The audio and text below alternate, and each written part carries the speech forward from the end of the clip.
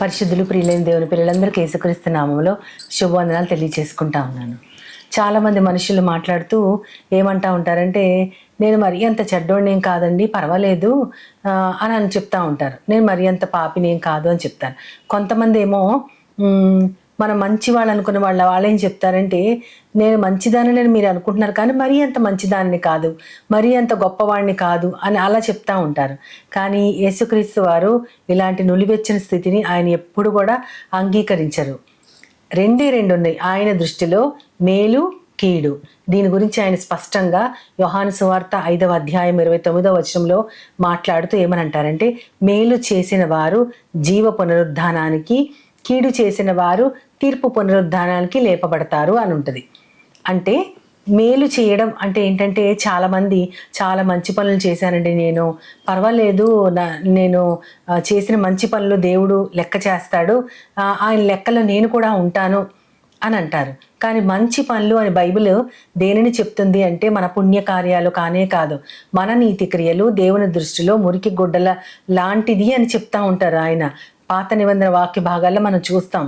కానీ ఇక్కడ మంచి అంటే ఏంటంటే, దేవునిని తెలుసుకోవటం, క్రీస్తు యందు నివసించటం, మనలో పరిశుద్ధత కలిగి ఉండటం, పరిశుద్ధతతో జీవితాంతము ఉండటము, పశ్చాత్తాపముతో మనము నిండిపోయి దేవుని ప్రేమను తెలుసుకోవటము, ప్రేమ, విశ్వాసము, భయభక్తులు ఇవన్నీ కలిగి అనుక్షణము జాగ్రత్తగా జీవించటమే మేలు కలిగి ఉండటం. మేలు అంటే అదే, దేవుని తెలుసుకోవడమే మేలు. మరి కీడంటే ఏంటి? కీడంటే చాలామంది చెడ్డ పనులో లేదా తాత్కాలికంగా చేసినటువంటి హానియో, ఇతరులకి శ్రమ కలిగించటమో ఇవే అనుకుంటారు. ఇవి నిజమే. ఈ క్రియల ఫలితాన్ని మనం అనుభవిస్తాం. మన శరీరంతో ఇతరులకి బాధ కలిగించినప్పుడు, మన దోషాలకి మనకి తప్పకుండా దేవుడు ఇక్కడే ఈ లోకంలోనే మనం వాటిని అనుభవిస్తాం. కానీ నిజమైన కీడంటే ఏంటంటే, దేవుని యొక్క వెలుగుని తిరస్కరించటము, దేవుని యొక్క విధానాల్లో నడుచుకోకుండా ఉండటము, దేవుని యొక్క వెలుగుని మనం పూర్తిగా నిర్లక్ష్యంగా చూడటము, ఆయనలో నడుచుకోకుండా, వాక్యము ధ్యానం చేయకుండా, దేవుని యొక్క నిజస్వరూపము ఆయనలో లోతుగా పాతుకోవటం అంటే ఏంటో వీటన్నిటినీ ఒక చులకన భావంగా తీసిపడేసిన వారే కీడు చేసిన వారు. దేవుడు మన జీవితంలో లేకపోవటము, లేదా తెలుసుకొని ఉన్నా సరే పెద్దగా ఆయనను అనుసరించకుండా ఉండటము, ఇదే కీడు అని మనకి బైబిల్ అంతా చెప్తా ఉంది.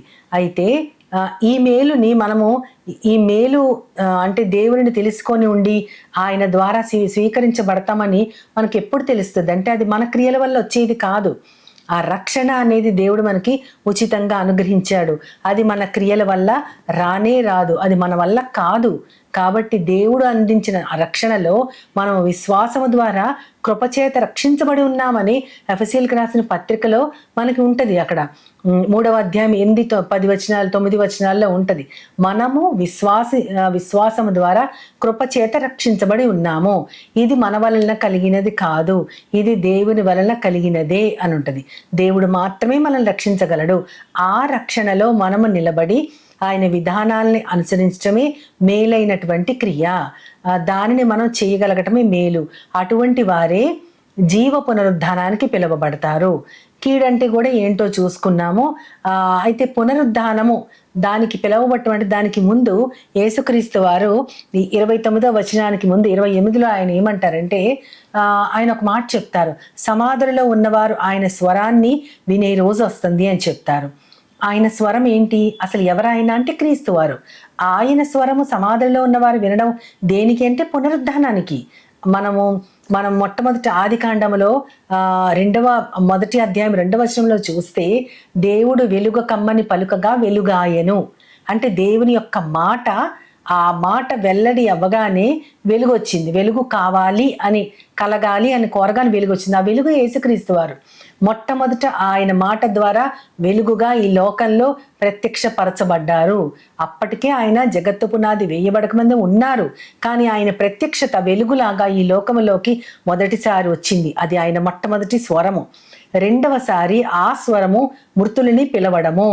మృతులు సమాధులలో ఉన్నవారు ఆయన స్వరముతో లేస్తారు. ఎవరు లేస్తారు అంటే, మేలు చేసిన వారు లేస్తారు, కీడు చేసిన వారు లేస్తారు. అయితే మేలు చేసిన వారు జీవ పునరుద్ధానానికి మాత్రమే లేపబడతారు. జీవ పునరుద్ధానము అంటే వాళ్ళు నాయందున్నవారు జీవములోంచి మరణములోంచి దాటి జీవములోకి తీర్పు లేకుండా వెళ్ళిపోతారని యేసుక్రీస్తు వారు చెప్తారు.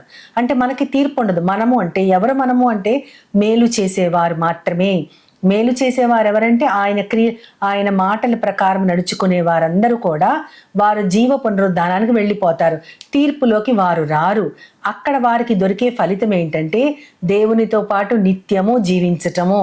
అక్కడ కన్నీరు, మరణము, శాపము, దుఃఖము లేని జీవితము. వారు దేవుని స్తుతిస్తా బ్రతుకుతారు, జీవ పునరుద్ధానానికి పిలువబడిన వారు. మరి కీడు చేసి తీర్పు పునరుద్ధానాన్ని పిలువబడిన వారు కూడా లేపబడతారు. అందరూ లేపబడతారు. మనలాగే అంటే మేలు చేసిన వారు లాగే కీడు చేసిన వారు కూడా లేపబడతారు. వారు కూడా దేవుని స్వరాన్ని వింటారు. ఎవరినైతే జీవించినప్పుడు వారు నిర్లక్ష్యంగా పక్కకి తోసేశారో, ఎవరి వెలుగులో అయితే నడుచుకోలేకపోయారో, ఏ దేవుని వలనే మేము రక్షించబడ్డామని వారు లక్ష్యం ఉంచలేదో వారు కూడా లేపబడతారు. కానీ వారు దేనికి లేపబడతారంటే తీర్పులో వాళ్ళు నిలవబడతారు. తీర్పులో నిలవబడ్డ తర్వాత వారి యొక్క క్రియల చొప్పున వారికి విశ్వాసం లేని ఫలితంలో వారికి దొరికేది ఏంటంటే నిత్య అగ్ని. వారు నిత్యాగ్నికి బలవ్వబోతున్నారు. అందుకని తీర్పు పునరుద్ధానము. ప్రతి ఒక్కరు కూడా ఈ శరీరముతో లోకములో జీవించిన ప్రతి శరీరి, జీవము కలిగి ఉన్న ప్రతి వారు కూడా పునరుద్ధానము చెందుతారు. ఆ తర్వాత రెండవ మరణం రాకుండా మనం చూసుకోవాలి. మొదటి మరణం అంటే తాత్కాలికంగా ఈ లోకములో ఈ శరీరాన్ని విడిచి తాత్కాలికమైన విశ్రాంతి కలిగి ఉండటాన్ని మరణం అంటారు. రెండవ మరణం అంటే అగ్నిగుండానికి మనల్ని దేవుడు అప్పగించటం అనేది, ఆ నిత్య నరకాగ్నికి మనం అప్పగించబడటం అనేది రెండవ మరణం. ఈ రెండవ మరణం మనకి రాకూడదు అంటే మనము మేలు చేసేవారిగా ఉండాలి. జీవ పునరుద్ధానానికి పిలువబడేవారిగా, ఎత్తబడేవారిగా మనం ఉండాలి. అయితే ఆ విధానము మనలో ఉండాలంటే మనము దేవుని స్వరాన్ని వినాలి. ఏ స్వరము అంటే చనిపోయినప్పుడు మనల్ని లేవండి అని పిలిచే స్వరము కాదు. ఈ స్వరము పరిశుద్ధ గ్రంథములో ఆయన యొక్క ప్రేమ భాష్యము, ఆయన చెప్పిన విధానాలన్నీ కూడా ఆయన మాటలే. ఆయన ఈ లోకంలో ఉన్నప్పుడు జీవించి చూపించారు. ఆయన లేనప్పుడు ఆయన ఆత్మను మనలో పెట్టారు. కాబట్టి ఇప్పుడు మనము జీవించేటట్లు మనం ఆయన విధానంలో అందరి కొరకు ఒక్కడే మృతుడై ఉన్నాడు. కాబట్టి మృతి చెందిన వారి కోసం అందరూ బ్రతకాలని మనకి పౌలు గారు చెప్తా ఉంటారు. ఆ మృతి చెందిన వాడు యేసుక్రీస్తు కాబట్టి ఆయన కోసం మనమందరం బ్రతకాలి. కాబట్టి మేలు చేస్తూ జీవ పునరుద్ధానానికి పిలువబడాలి. అందుకే మనకి హెబ్రీలకు రాసిన పత్రికలో 3వ అధ్యాయంలో ఉంటది, నేడు మీరు ఆయన స్వరము వినినప్పుడు అరణ్యములో మీ పితరుల వలె మీ హృదయాల్ని కఠినపరచుకోవద్దు. అంటే అరణ్యములో పితరులు ఎన్నో అద్భుతాలు అనుభవించినా సరే, ఆయన స్వరము చెప్పిన వారు తమ నాయకుడు చెప్పిన మాటలు, దేవుని స్వరము విని ఆయన మాటల్ని తెలియజేసినా సరే తమ హృదయాల్ని కఠినపరుచుకుని ఉన్నారు వాళ్ళు. అలాగే ఈ రోజు మీరు ఆయన మాటల్ని, ఆయన స్వరాన్ని విన్నప్పుడు కఠినపరుచుకోవద్దు. మరి ఆయన స్వరం ఏంటంటే ఈ పవిత్ర గ్రంథంలోని వాక్యాలు ఆయన స్వరము. ఈ స్వరము మన మధ్య గ్రంథస్థం చేయబడి ఉంది కాబట్టి ఇప్పుడు స్వరము వినడం అంటే చాలా తక్కువ వినగలుగుతున్నారు. కానీ అందరు వినే స్వరము మనకి ఇవ్వబడిన దేవుని వాక్యాలు. ఈ వాక్యాల్ని మనము చదువుతూ మన హృదయాన్ని కఠినపరుచుకోకూడదు. చాలా మంది దేవుని విధానాలు తెలిసినా సరే ఎప్పుడో జరిగేది కదా చూసుకుందాంలే అప్పుడు అన్నట్లుగా ఉంటారు చాలా మంది. ఏమో ఇది నిజమో కాదో, అసలు మనల్ని ఒక భయభక్తులు పెట్టడానికి పెద్దలు చెప్పారేమో అనేవారు కూడా నేను విన్నాను. కానీ దేవుని యొక్క విధానాలు, ఆయన యొక్క త్యాగము ఊరికినే పోదు. ఆయన త్యాగము తన ఏకైక కుమారుణ్ణి మన కోసం అప్పగించడం ద్వారా మనల్ని కూడా ఆ కుమారుడితో పాటు కుమారులుగా స్వీకరిస్తున్నారు. ఆయన నిజమైన పుత్రుడు, మన దత్తపుత్రులము, పుత్రికలము. కాబట్టి మనమందరం కూడా దత్తపుత్రాత్మ యొక్క ఆత్మ యొక్క ప్రథమ ఫలాల్ని ఆల్రెడీ పొందేసాము. కాబట్టి చెట్టుని బట్టి మనం చేయాల్సింది ఏంటంటే, ఇక రక్షణ మనకు దొరికింది కదా, మనం ఎలా ఉన్నా పర్వాలేదు కాదు.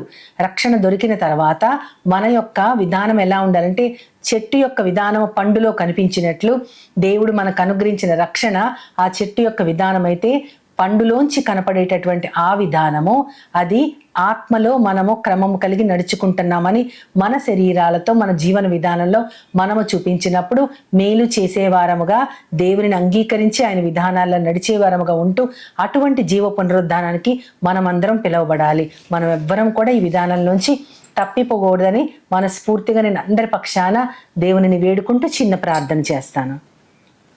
మహాగణుడు మహాపరిశుద్ధుడు అయిన నా ప్రియ పరలోకపు తండ్రి, మేమందరము కూడా ప్రభ చిన్నతనము నుంచి వాక్యము వింటూ ప్రభ ఇది నీ యొక్క ప్రేమ స్వరము, ప్రేమ లేఖ కాబట్టి ప్రభ దానిని చదువుకుంటూ నీ స్వరము మేము మృతులమైన తర్వాత సమాధులలో నీ స్వరము వినేదానికంటే ముందే మా కోసం ప్రత్యక్షం చేయబడి గ్రంథస్థం చేయబడిన నీ యొక్క వాక్యం అనే స్వరాన్ని ప్రతిరోజు మేము అనుభవిస్తూ ధ్యానిస్తూ నీకు ఇష్టమైన వారంగా మేలు చేస్తూ జీవ పునరుద్ధానానికి పిలవబడాలని నీ ప్రియకుమారుడు నా ప్రియ ప్రభు యేసుక్రీస్తుని వేడుకుంటూ నీ పరిశుద్ధ నామంలో కోరుకుంటున్నాను ప్రియ తండ్రి. ఆమేన్, ఆమేన్, ఆమేన్. వందనాలు. As Jesus now is always